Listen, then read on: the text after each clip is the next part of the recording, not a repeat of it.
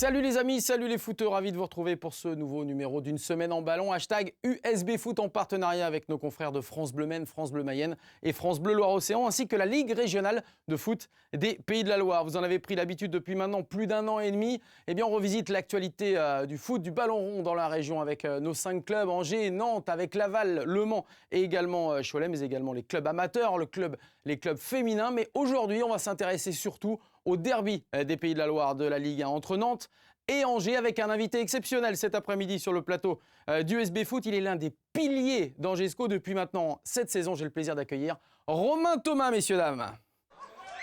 Salut Romain, ça va bien? Ça va, ça va. Merci, un grand merci à toi d'être là, assis-toi, dans ce studio, sur ce plateau, dans ce vestiaire du USB Foot. Alors c'est vrai qu'on a eu l'occasion d'échanger à maintes reprises maintenant, on ne va pas le cacher, ça fait quasiment 10 ans qu'on te suit depuis Carquefou, depuis ton passage à Carquefou, on va en reparler. Et ce qui est bien, c'est que tu n'as pas failli à la règle, tu as amené un maillot et tu vas pouvoir nous le présenter, tu as même amené 2 maillots, mais on va aller voir celui-là d'ailleurs. Si tu peux aller nous le chercher, voilà. Romain. Celui-là, Ça représente beaucoup de choses. Alors vas-y, dis-nous tout. Ça représente mon plus beau souvenir avec Angers, même on le voit de bien, ma carrière. Il y a quoi derrière? Il y a tous les noms de clubs? Ouais, en fin de compte, c'est le maillot de la finale de la Coupe de France. Avec, 2017, ouais. 2017, c'est ça, c'était le centenaire. Et il y a tous les vainqueurs de la Coupe de France qui sont écrits à l'intérieur du numéro. Donc, un grand moment aussi. Ouais, un grand moment. Sincèrement, ça s'est super bien passé. Il y avait toute la famille dans la tribune. Donc, franchement, il restera gravé celui-là parce que jouer au Stade de France comme ça devant 80 000 personnes, c'est pas tous les jours. Non, c'est énorme, même si c'est vrai que vous avez été malheureux sur ce coup-là. On en reparlera tout à l'heure parce que, bon, on aime bien, malheureusement, des fois, on remet un peu le couteau dans la plaie sportivement et c'est vrai que vous méritez certainement pas de perdre à la 92e minute. Mais en tout cas, ça, c'est un maillot qui restera. Il va rester chez toi, ça, c'est sûr. Hein. Ah oui, c'est sûr, bon. C'est sûr. Alors, tu peux aller le reposer. Pendant ce temps-là, je vais pouvoir proposer l'autre maillot. Hein, c'est celui de Romain aussi qu'il a ramené. Ça, c'est pour ton premier but. Tu peux te rasseoir. C'est pour ton premier but, c'est ça, en Ligue 1? Exactement, au Vélodrome, la première année. C'était août 2015, je crois. Premier but en Ligue 1, ouais, au Vélodrome. Ça m'a fait bien plaisir aussi. Même s'il n'était pas plein, Vélodrome, ça restera un fort moment. Bon, eh ben on va reparler de tous ces moments forts parce qu'il y en a eu. On va regarder ensemble un petit peu ton CV parce que t'es l'homme de 3 clubs quasiment, même si on va le voir, il y a eu un petit peu d'autres passages, mais il y a d'abord eu, t'as été du côté du Finistère au départ, formé du côté de Landerneau, où t'es né. Exactement. Hein, il y a 31 ans, puisque c'était en 88. On s'est pas trompé, hein, gaucher. Exactement. Gaucher, mais pas maladroit quand même. Hein. Non, c'est ça. 1m93, 84 kg, on est encore dans les normes? On est bon aussi. On est pas mal, c'est bien, t'as pas trop bougé. Formé, on l'a dit, à Landerneau, puis passage au Stade Brestois. C'est là où tu signes ton premier contrat pro? Tout à fait. À l'âge de 20 ans, je signe 2 ans pro. On va pouvoir avoir peut-être une photo d'ailleurs hein, du passage de Romain Thomas. C'était, je crois, face à Bordeaux en 2009. Ça, c'est ton premier... C'était un match amical, ça. Exactement, ouais, à l'intersaison. C'était un match amical. C'était en juillet, je crois. Ouais, juillet 2009. C'était ça. Alors Brest, ça représente quoi pour toi? Parce que tu es resté une première année, tu as été prêté après un plus petit club. En fait, sur ma première année pro, je signe, il me prête directement à Passy-sur-Eure en national. C'est ça. Et après, je reviens pour faire une année quasi blanche en 2009-2010. Faire quasi blanche sportivement? Ouais, sportivement, ça a été compliqué. J'ai joué quasiment tout avec les réserves. Et en fin d'année, le club monte en Ligue 1, donc ça reste un bon souvenir, même si je n'ai pas participé durant cette saison à aucun match de Ligue 2. Donc voilà, c'était la fin pour moi à Brest, mais ça reste... j'ai connu de très belles personnes et je vis, toute la famille est dans le coin là-bas, donc ça reste quelque chose de fort. Bon, puis du coup, départ vers chez nous, hein, vers la Loire-Atlantique. Carquefou. Oui, mais... qui à l'époque joue en CFA. Hein. CFA, oui, ouais. Tout à fait. En CFA. fait, j'avais pas de... Je fais le stage UNFP parce que j'étais sans contrat. Et puis, Denis Renaud, j'ai eu un appel du coach. Et je suis venu faire 3 jours ici pour voir un peu comment ça allait se passer. Et ça s'est très bien passé. Du coup, j'ai signé directement à Carquefou. On a fait 2 ans de CFA. Et on a eu le bonheur de monter en national. Donc, On voit l'image. Justement, là, c'était juste après la montée en national. On voit, c'était dans les cafés. Tout le monde parlait que de ça, d'ailleurs, à Carquefou. C'était 2 ans après la fameuse épopée en coupe. Et on les voit, hein, ces images. C'est aussi toi, ça, c'est cette proximité que tu as pu avoir aussi avec les supporters tout au long de cette carrière qui continue? Oui, ça, je ne dérogerai pas à la règle. J'ai été éduqué comme ça. C'est pas parce qu'aujourd'hui, on est en Ligue 1 qu'on doit changer. Non, au contraire, j'aime bien ce rapport humain, connaître un peu plus les gens. Enfin, je pense que je suis même certain que je suis pareil qu'à l'époque à Carquefou, où s'il faut aller boire un café dans un bar ou à Angers, j'y vais aussi pour parler un peu avec tout genre de personnes, donc c'est très intéressant. Qu'est-ce que tu vas retenir de ces 3 ans à Carquefou, de ces 3 saisons, c'est ça, 2010-2013? 2010-2013, bon, Sportivement déjà, je pense et puis, que c'est... je remercierai jamais assez le coach Johnny Renaud parce que c'est lui qui m'a remis sur les rails. J'avais perdu confiance en moi, je pense, parce que voilà, je jouais peu à Brest. Et je me suis lâché, tout simplement. Je me suis vraiment lâché. Je me suis très vite très bien senti. Les entraînements étaient très structurés. Je n'avais pas l'impression d'être dans un club amateur.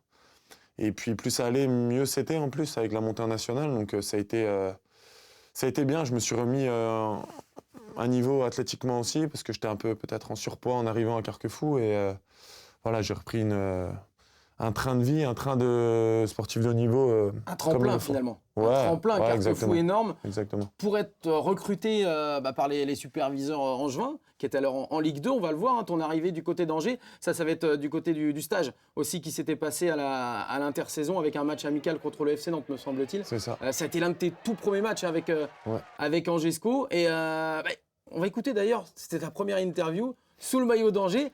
Et tu vas voir, t'as pas changé. À Carquefou, on travaillait très bien, mais là, on sent que c'est un niveau supérieur, tactiquement, techniquement, physiquement. Il faut s'adapter, mais je suis satisfait de ce que je peux produire. Je veux monter en puissance, je me connais. Je prends ça avec beaucoup d'envie, beaucoup de philosophie aussi, parce que ça reste du sport. Et puis, c'est comme ça qu'on est le meilleur, en se mettant pas trop de pression sur le terrain. Ouais. Voilà, c'était il y a 6 ans, il y a un peu plus de barbe maintenant, Ouais, un peu plus vieux. mais le discours, il est le même. Oui, bah, de toute façon, j'avais à cœur de revenir dans le monde pro. J'ai croqué dedans à pleines dents.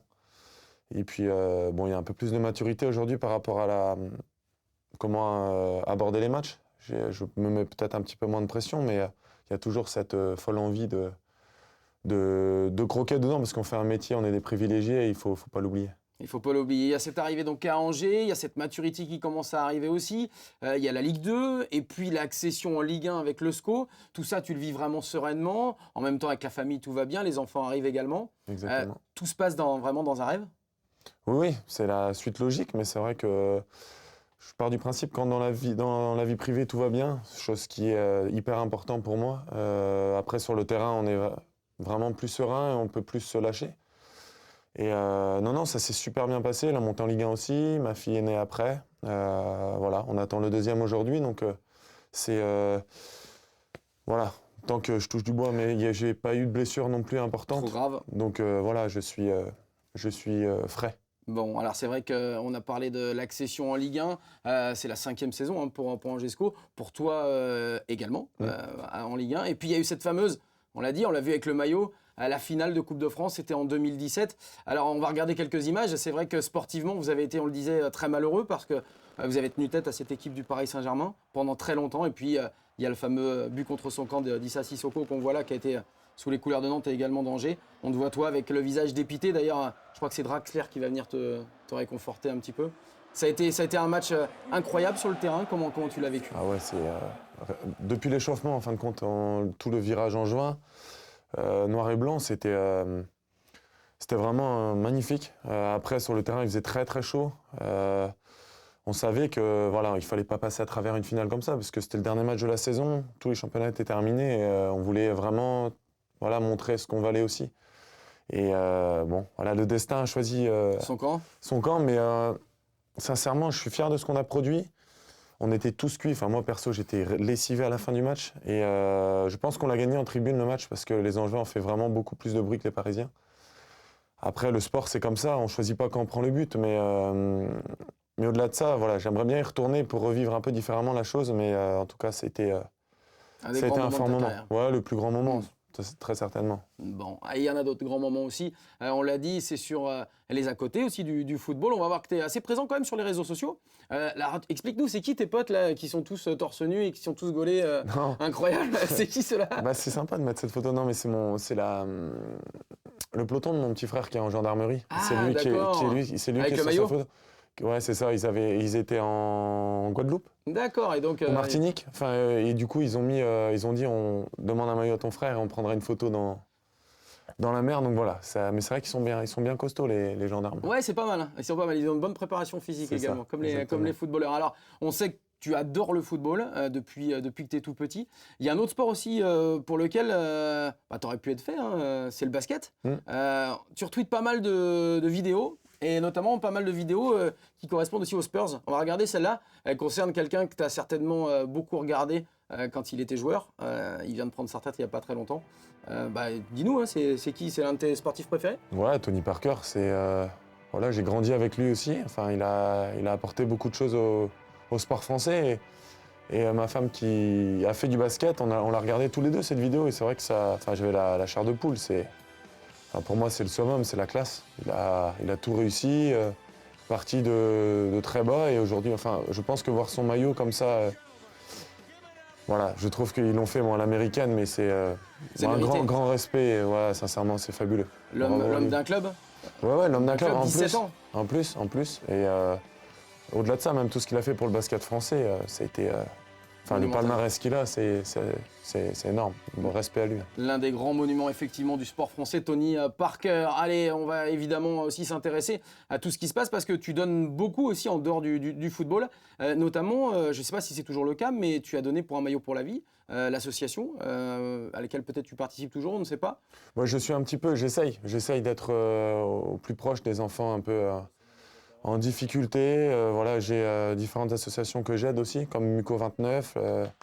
Voilà, aujourd'hui, j'ai investi un petit peu dans une salle de sport aussi pour les personnes handies sur Angers. Donc voilà, j'essaye d'apporter ce que je peux à ce genre de personnes qui vivent des moments difficiles. Et voilà, Vous êtes beaucoup sollicité? Oui, on est sollicité. On ne peut pas répondre positivement à tout le monde. Mais en tout cas, moi, ce que je veux, c'est qu'on serve à quelque chose. On n'est pas là juste pour taper dans le ballon. Si on peut donner le sourire à différentes personnes, il faut le faire. Enfin, je trouve que c'est notre devoir. Même si on ne peut pas répondre, évidemment, oui à tout le monde. Et des fois, on pourrait dire les footballeurs ont la grosse tête parce que maintenant, des fois, il y a une forme de protection aussi. Mais en tout cas, moi, dès que je peux répondre positivement, je le fais. Effectivement, et là on peut en témoigner puisque ça fait 10 ans, on le disait qu'on te suit et c'est vrai que tu as toujours été comme ça, c'est tout à ton honneur. Allez, on a beaucoup évidemment parlé de Romain Thomas, on va continuer à parler de toi et on va s'intéresser également au club dans lequel tu te trouves depuis maintenant 7 saisons, Angesco. Vaincre la malédiction, ça sera pour tout à l'heure, pour le derby. Parce que c'est vrai qu'à la Beaujoire, vous avez souvent été en difficulté, pas de victoire. Non, on n'était pas loin la dernière. Oui. Mais pas de victoire, c'est vrai. Bon, il va falloir justement vaincre cette malédiction. Mais avant cela, on va regarder ensemble le classement de cette Ligue 1 pour voir que c'est toujours serré, notamment même si on accepte le Paris Saint-Germain. Mais Nantes est 5e, vous êtes 10e avec 25 points. Déjà, c'est énorme comme nombre de points après 18 journées, mais je vais y arriver, de championnat. 4 points d'écart avec le FC Nantes. Et puis, évidemment, dans tes copains de vestiaire, il y en a un qui a voulu te poser une petite question. Elle est très courte. Écoute, et il faut que tu nous répondes derrière. Demande-lui si sa tête, ça va. Mais alors, est-ce que ta tête, ça va? T'es obligé de nous le dire. Qu'est-ce qui s'est passé? Je vais vous dire, il me chambre parce qu'en fait, c'est très simple. On a fait, il y a quelques années, 1 ou 2 ans, on a fait le test de la casquette pour savoir qui est la plus grosse tête du vestiaire. C'était ça. Et en fait, ils m'ont chambré parce que la casquette est rentrée sur plusieurs têtes, sauf sur la mienne. Sauf sur la tienne. Donc maintenant, j'ai le droit à ça régulièrement. Très régulièrement, mais c'est qui aime bien, j'arrive bien. Ouais, très bien, effectivement. Vous avez reconnu Vincent Monceau, le défenseur d'Angesco, qui était sur ce plateau du USB Foot il y a quelques semaines. Alors, on va regarder aussi des photos et notamment l'ambiance à Copa. Le coach Stéphane Moulin avait un petit peu, entre guillemets, critiqué le fait qu'en étant tout en haut du classement, il aurait bien aimé avoir un stade plein souvent au match à domicile. Il y a une super ambiance contre Monaco, non? Ah ouais, je pense que c'est la meilleure que j'ai vue, avec les 2 tifos dans chaque tribune latérale. C'était un fort moment. Après, de toute façon, il y a une tribune en moins à Copa, donc c'est sûr que ça fait... Mais on a vécu un super moment contre Monaco. Ils ont très bien fait ça, les supporters, d'ailleurs. Je leur en remercie parce que nous, ça nous fait chaud au cœur et c'est vrai, pas mal de frissons en rentrant sur la pelouse quand même. Ouais, effectivement. Puis c'est vrai que pour l'instant, c'est 12 000 maximum en raison effectivement des travaux qui vont durer jusqu'à 2021 dans ce stade Raymond Kopa d'Angesco. Il y a également pas mal de choses qui se passent sur les réseaux sociaux. Du côté d'Angesco, on a vu pas mal de soutien pour notamment un ancien d'Angesco, Jeff, Reine Adélaïde, les croisés pour l'ancien Angevin et actuel Lyonnais. Voilà, on voit Courage mon frère, c'est Baptiste Santamaria aux côtés de Jeff Rennes Adélaïde. C'est vrai que c'est toujours, on parlait de blessures graves. Bon, voilà, ça c'est la blessure du footballeur en règle générale. 6-7 mois généralement. Ouais, c'est ça. Donc, Mais il va revenir plus fort. Je l'ai eu un petit peu par message aussi. Et, évidemment, il avait les boules parce qu'il y avait de très belles échéances à arriver avec l'Olympique Lyonnais. Mais la Ligue des Champions, les mais huitièmes c'est de pas grave. finale. Enfin, c'est pas grave. Si à l'instant T, c'est grave, c'est pénible, mais il va revenir plus fort. C'est super mec, talentueux, et puis il est bien entouré aussi. Ouais, effectivement, c'est quelqu'un qui a su rebondir lui aussi du côté d'Angesco. Voilà, il était à Arsenal, il n'arrivait pas à éclater, il est revenu à Angers, d'un seul coup tout a marché pour lui. Il est du côté de l'Olympique Lyonnais et on lui souhaite plein de bonnes choses aussi à Jeff Rennes. Adélaïde, Romain, on parlait de ce fameux derby Nantes-Angers qui va arriver. Alors au-delà du fait qu'il y a 4 points d'écart, au-delà de la concurrence régionale, on sait aussi que vous avez bien l'intention sur le dernier match justement, avant la trêve, d'aller chercher cette première victoire à Nantes. Ah oui, on se prépare pour ça en tout cas. On a fait une semaine de travail intensive. On sait que c'est robuste, c'est solide. Gourcuff a apporté sa patte évidemment dans le jeu, mais on se prépare bien et on aimerait bien que cette série s'arrête. On aimerait bien gagner comme tous les matchs, mais on le sait qu'un derby, c'est un petit peu différent dans l'intensité. Enfin, il y a toujours des choses qui se passent. Comme l'année dernière où on a l'impression qu'on va réussir et qu'à la 92e, Waris, il arrive à égaliser. On l'avait en travers la gorge quand même, ce match nul. Et finalement, c'est vrai comme une défaite, vécu comme une défaite. Ouais, ça fout les boules. Après, on a gagné quand même à la maison, à la toute fin aussi. Mais bon, en tout cas, on se prépare bien et puis on sait qu'on aura du fil à retordre. De toute façon, il faut un très bon début de saison aussi. Effectivement, on va écouter Stéphane Moulin. Toi, tu as déjà dû l'écouter cette semaine par rapport à ce match contre Nantes. Mais voilà, je vous propose les premiers mots de Stéphane Moulin, le coach d'Angesco, avant le derby à Nantes.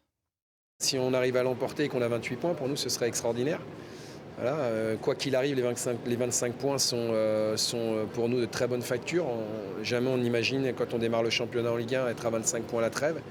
Mais on va y aller pour améliorer ce capital point. Et voilà, on sait aussi qu'on va avoir un gros adversaire face à nous. Nantes est une bonne équipe.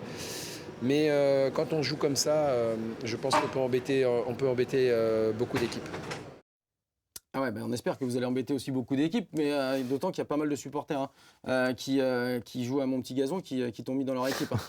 On ne parlera pas, peut-être il y a un Charles, je crois, qui s'appelle, donc il compte sur toi. Il compte sur toi. Ça va faire le taf alors. Ouais, voilà, exactement.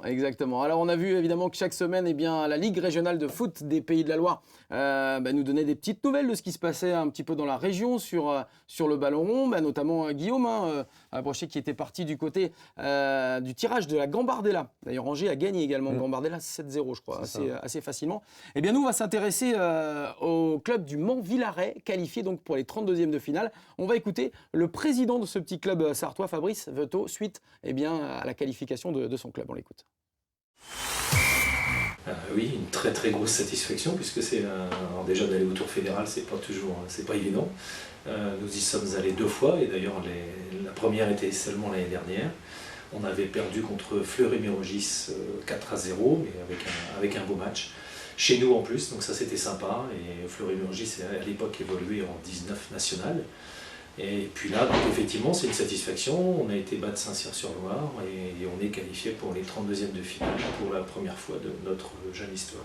Écoutez, moi je les ai attendus dimanche soir quand ils sont revenus de Saint-Cyr-sur-Loire, à côté de Tours.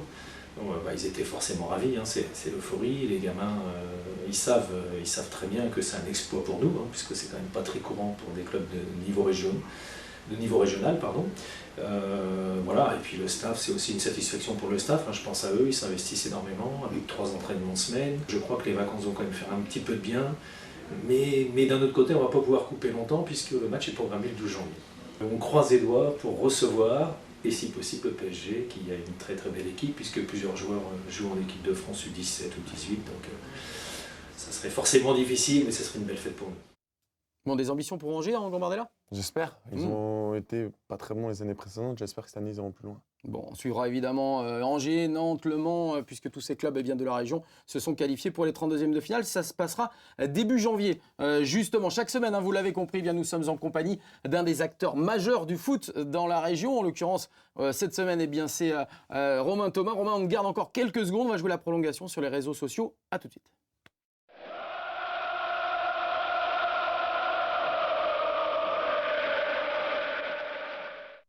Allez, toujours avec Romain Thomas, le défenseur d'Angesco. On parlait du derby, on parlait d'Angesco.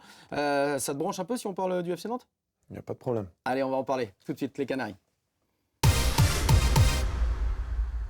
La barre des 30 points pour le FC Nantes qui en totalise 29. On l'a dit, Angers est à 25, juste 4 points derrière les Nantais. Alors je voulais démarrer, avant de parler vraiment du sportif, je voulais démarrer par une autre photo que tu as pu retweeter il y a déjà quelques années, parce que j'ai fait un petit peu le sommaire de ce que tu avais mis. Il y a cette photo, on pouvait ne pas parler comme ça d'Emiliano Sala. Ça va quasiment faire un an qu'il est décédé, ce sera au mois de janvier prochain. 90-2019, Emiliano Sala. Repose en paix, hein, c'est ce que tu mettais suite à cette photo. Ça a chaviré l'ensemble même plus que le ballon rond, plus que le football, ça a chaviré quasiment le monde entier, cette disparition. Ouais, c'était fou. J'avais un grand respect. Enfin, le joueur, moi, j'ai toujours adoré. En plus, voilà, ça se passait bien. On était proches, même si je ne le connaissais pas vraiment dans la vie privée. On avait toujours ce relationnel et on se rentrait dedans sur le terrain, on sait comment il jouait. Mais voilà, moi Plus j'ai grand respect entre vous, en tout cas. Ouais, et quand j'ai su ça, j'ai eu énormément de mal à m'en remettre. D'ailleurs, on joue à Nîmes, je crois, le lendemain de l'accident, et puis ouais, j'étais même pas dans le match. C'était difficile, sincèrement, de perdre quelqu'un de ma génération en plus. Voilà, c'est comme quoi le destin, la vie, c'est jamais simple, mais en tout cas, je garderai beaucoup de bons souvenirs de lui. Ouais, c'est ça. Et je pense que tu n'es pas le seul, effectivement, et on aura l'occasion d'en reparler, parce que je pense que la Brigade Loire, notamment, aura une pensée toute particulière dans ce mois de janvier qui arrive pour Emiliano Sala et l'ensemble des supporters, évidemment, du FC Nantes. Alors, on a parlé d'Emiliano, mais on va parler aussi de cette nouvelle génération nantaise. Il y a beaucoup de bons jeunes à Angers, on ne peut pas tous les citer, mais les Nouri qui viennent d'arriver il y a un an. Là. Il y a également, du côté du FC Nantes, un certain Imran Louza. Voilà, on parle énormément de ce jeune milieu de terrain de 20 ans qui a intégré les espoirs également, hein, comme Marianne d'ailleurs. Il est avec cette génération-là. Valentin Rongier, on le sait, est parti du côté de l'Olympique de Marseille. Grosse pression sur ses épaules parce que tout le monde autour de lui parle de cette fameuse succession. Tu l'as déjà vu jouer, tu le connais un petit peu? Ouais, j'ai regardé. Peut-être pas tous les matchs de Nantes, mais une grande partie. Et il s'est bien fondu dans le moule. Je trouve qu'il sait tout faire. Il a cette qualité technique, il est dans les bonnes zones, il joue propre, il joue simple. Et il a une maturité pour son âge, quand même, 20 ans. C'est à jouer ce poste-là, il faut assumer. Et bon, voilà, après Nantes, on sait très bien qu'ils ont des bons jeunes. Ils en sortent régulièrement. Et puis, bon, j'espère que pour lui, il aura une belle carrière. Après, voilà, il y a plein de choses qui rentrent en compte. Mais ce que je vois de lui actuellement, c'est bien. Ouais. C'est pas mal. Il y a des similitudes là justement entre Angers et Nantes au niveau de l'effectif, au niveau des choses, c'est complètement différent d'après toi? Au niveau du jeu, au niveau... Non, je suis... Après, maintenant qu'il y a Gourcuff, c'est vrai qu'il a apporté quelque chose de supplémentaire, peut-être au niveau du jeu. Après, le budget n'est pas le même. Oui, c'est sûr. Voilà, au niveau de centre de formation, Angers essaye de remonter un petit peu avec l'arrivée d'Abdel Boisama qui fait du bon travail aussi. Après les équipes pro, bon, on n'est pas très loin d'eux. Maintenant, on sait très bien que l'histoire qu'a Nantes, pardon, nous, il y a encore plein de choses à écrire, mais en tout cas, on essaye de progresser chaque année. Et je trouve que plus les années passent, plus on se rapproche de ces équipes-là et on est capable de leur tenir la dragée haute. Donc voilà, après, je ne pense pas qu'on peut comparer Nantes et Angers par rapport au vécu, à l'histoire, mais à l'heure actuelle, bon, ils sont en reconstruction un petit peu aussi. Nous, on a, je ne vais pas dire des valeurs sûres, parce que notre noyau dur est là depuis plusieurs saisons, Oui, donc on se connaît Vous avez bien. une ossature quand même. Hein. On a une ossature. Après, voilà, eux, ils essayent de... Il y a des joueurs, notamment, qui ont joué cette année en début de saison, je ne connaissais pas du tout, je ne savais pas d'où ils arrivaient. Donc voilà, il faut laisser le temps au coach Gourcuff de remettre tout ça en place, mais... Bon, tout ce que je veux, c'est que ça reste une belle rencontre. Voilà, effectivement. Et on espère aussi avoir un très beau match entre les deux équipes. On regarde justement le jour du match, hein, le samedi. On l'a dit, multiplex. Hein, tous les clubs vont jouer en même temps et le même soir. Samedi 21 décembre à 20h45. Il y a de fortes chances pour que la Beaujoire soit comble. Donc ça va être déjà une belle ambiance. J'espère surtout que la météo sera un peu de la partie parce que ce qui prévoit, c'est pas extraordinaire. Je sais pas si t'aimes le vent, toi, du côté de la Bretagne, généralement. Le vent et la pluie, ça va? Ouais, je suis pas perdu. Non, t'es pas perdu. Eh ben, on espère en tout cas que ça va bien se passer. Allez, comme chaque semaine, on parle un petit peu de tout dans USB Foot. On parle aussi des arbitres. On a la chance d'avoir chez nos confrères de France Bleu Loire-Océan Sébastien Denis, qui est un ancien arbitre de Ligue 1, et qui nous parle chaque semaine d'un thème bien précis sur l'arbitrage. Nous, on lui a posé la question, parce que c'est vrai qu'on se demandait pourquoi il n'y a pas cet aspect-là. Pourquoi on ne met pas, comme pour le rugby, à l'arbitre de foot, un petit micro pour voir un petit peu comment ça réagit. Tout de suite, sa réponse pour voir s'il est d'accord avec nous ou pas. Alors c'est vrai que pour les téléspectateurs des rencontres de rugby chez les diffuseurs, ils sont habitués à vivre l'instant présent sur le terrain à travers la diffusion des échanges verbaux entre les acteurs, que ce soit arbitres et joueurs. L'expérience a déjà été réalisée dans le domaine du foot, notamment à travers les finales de Coupe de la Ligue il y a quelques saisons. Ça avait plutôt eu une caisse de résonance très positive pour le grand public. Et c'est vrai que ce dispositif permettrait sûrement de mieux comprendre la fonction d'arbitre, comment un arbitre réagit et surtout comment il communique avec ses assesseurs, mais aussi avec les acteurs de jeu que sont les joueurs et les entraîneurs. Et je pense que ça pourrait avoir un vrai effet bénéfique pour l'image globale de l'arbitrage. D'accord, pas d'accord ? Oui, pourquoi pas. C'est vrai que ça pourrait être sympa de... Au rugby, j'aime bien ça. Comment la façon dont il parle aux joueurs. Donc, moi, je suis pour. Et c'est souvent très posé au rugby. Il explique la décision, pas beaucoup et de du coup, réactions. les joueurs, ils s'énervent Voilà. moins. C'est vrai que dans le foot, où on est toujours à contester un peu ces décisions arbitrales. Non, Un peu. un peu Un quand peu même. trop parfois. Et puis parfois, il y a des arbitres qui le disent d'un ton aussi où c'est un peu Ouais, des moins- fois, ça énerve leur réaction. C'est pour ça qu'il faut trouver le juste milieu. Effectivement. Bon, allez. T'es prêt ? T'es comme Arrêt, mon copain, là.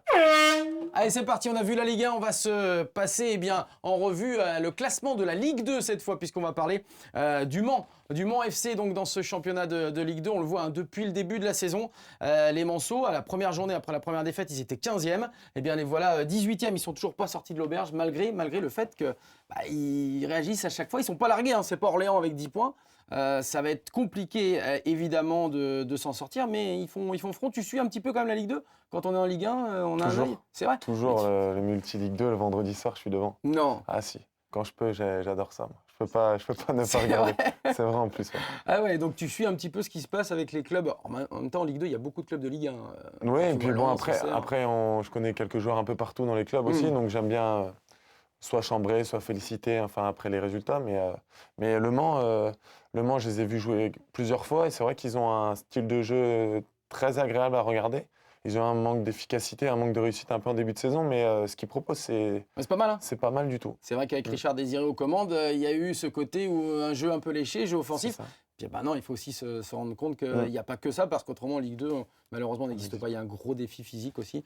Et on leur souhaite plein de bonnes choses. Au Manceau, on va regarder sur les réseaux sociaux, ça poste pas mal de choses justement du côté des supporters du Mans FC. Avant donc le prochain match, ce sera un déplacement, on le verra tout à l'heure en championnat. Je ne sais pas si on peut voir le tweet. Voilà, c'était sur le Mans FC qui a été sacré justement club de l'année dans la Sarthe, puisqu'avec cette montée de nationale en Ligue 2, ils ont reçu les honneurs évidemment du département sartois. On va regarder donc leur programme à venir pour Le Mans FC. Ce sera donc un déplacement, on l'a dit, et attention, déplacement ô combien important. Ils vont du côté du Paris FC, qui, on va le voir, est 19e. Le Mans 18e, on vient de le voir au classement, samedi également. Donc ça va être un match très important. Ils jouent en ce moment quasiment que des concurrents directs.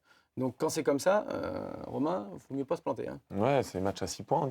Donc ils sont pas largués, ils ont encore des choses à faire. Maintenant, il faut plus trop traîner en route non plus, mais ils ont des infrastructures et puis je pense qu'ils ont les qualités pour se maintenir.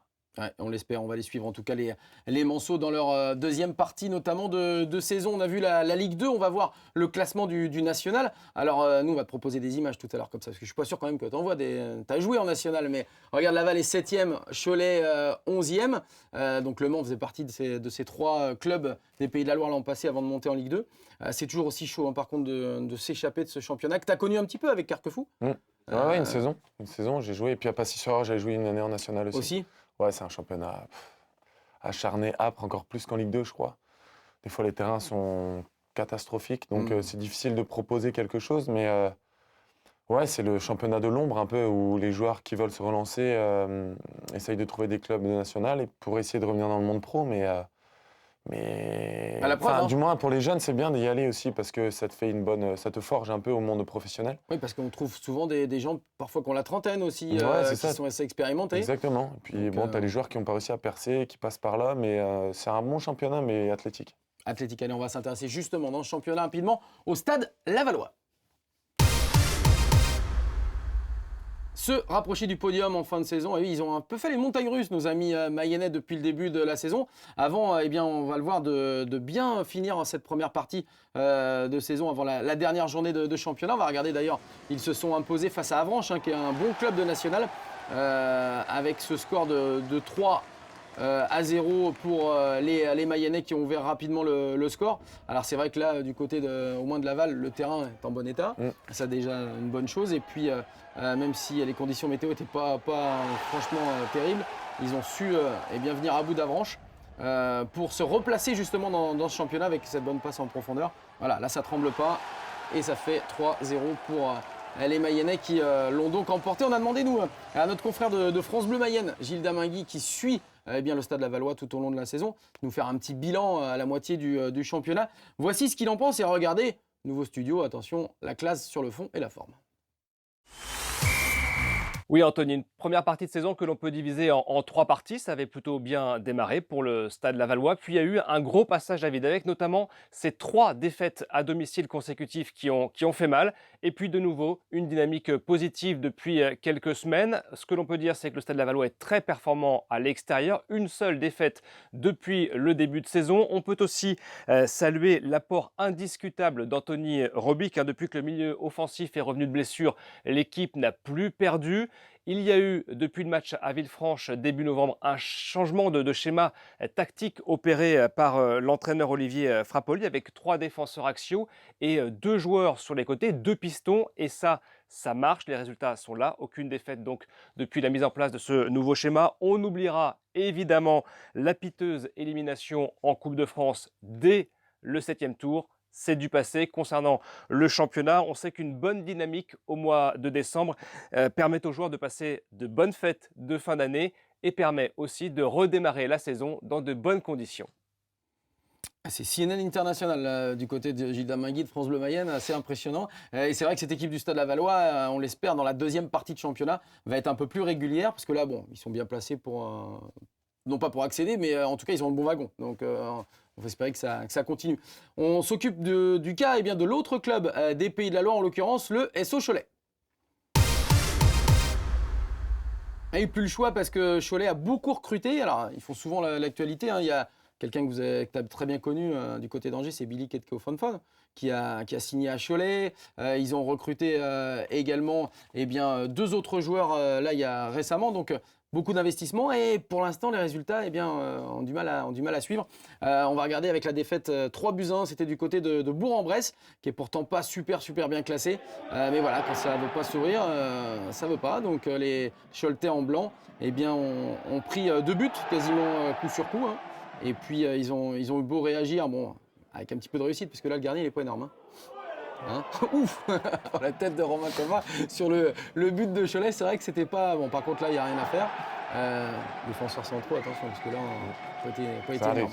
Ça arrive quand même. Mais oui, ça arrive, on est obligé. Bien évidemment, on va regarder ce qui va se passer pour Laval et pour Cholet, donc dans la prochaine journée de championnat. La dernière, on l'a dit avant la trêve. Voilà, réception de Dunkerque pour Cholet. Ce sera donc vendredi et déplacement du côté de Bastia-Borgo pour Laval. Un bon coup à jouer pour les Mayennais. Attention, Cholet, parce que Dunkerque, c'était l'équipe en forme de ce début de saison. Longtemps leader du championnat national. Il va donc falloir s'en méfier. Le sapin, il est prêt, Romain, à la maison ? Tout est prêt. Les boules, les guirlandes, tout ça, prêt. Impeccable. Les cadeaux sont achetés, c'est bon. Bon, impeccable. Nous aussi, dans le zapping, on va voir, c'est un zapping USB Foot spécial Noël. Regarde.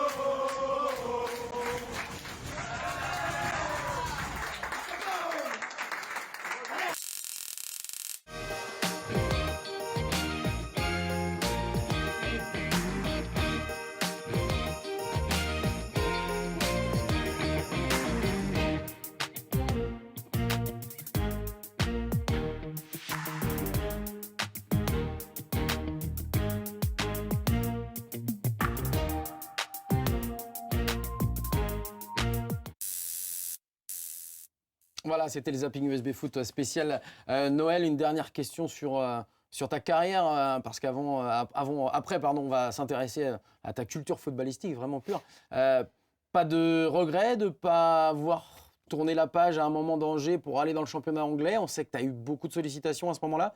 Finalement, tu es resté? Ça m'a permis de faire une finale de Coupe de France. Exactement, déjà. Je regarde le côté positif des choses. Après, c'est sûr qu'à l'instant T, quand on te propose ça, quand il y a la possibilité de partir pour connaître autre chose, évidemment qu'on a envie parfois. Mais bon, tout n'était pas réuni pour partir. Je respecte le choix de ces personnes-là qui n'ont pas voulu. Après, pour qu'il y ait un transfert, il faut que les 3 parties soient d'accord. Et là, tout le monde n'était pas d'accord. Donc bon, c'est comme ça. Après, je vis de très belles choses. J'essaye d'être le plus performant possible pour enchaîner les saisons. Et voilà. Je ne suis pas quelqu'un de rancunier, quoi que ce soit. Donc, je suis très content de ce que j'ai fait. J'espère continuer. Sous contrat jusqu'en 2022, d'ailleurs. 22, ouais. Donc voilà, je n'ai pas fini. J'espère continuer même après, si le corps suit. Parce que c'est quand même ça le... Oui, pour un footballeur, voilà, c'est exactement. ça. Et donc voilà, avant tout. on fait en sorte de bien faire les choses au quotidien. Et puis voilà. Bon. Pour prendre du plaisir le maximum de temps sur le terrain. Très bien, on va voir justement si dans la tête ça suit aussi, mais ça, normalement ça devrait le faire. Allez, attention, la dernière partie, le quiz.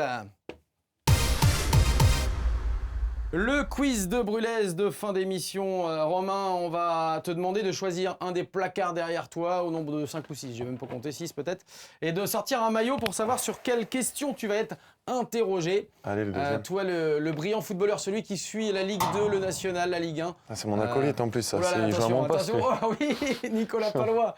Nicolas Palois, qu'on salue au passage, qui ne sera pas là d'ailleurs il sera là pour le match de championnat. Effectivement. Alors, sur le FC Nantes, tu peux te rasseoir.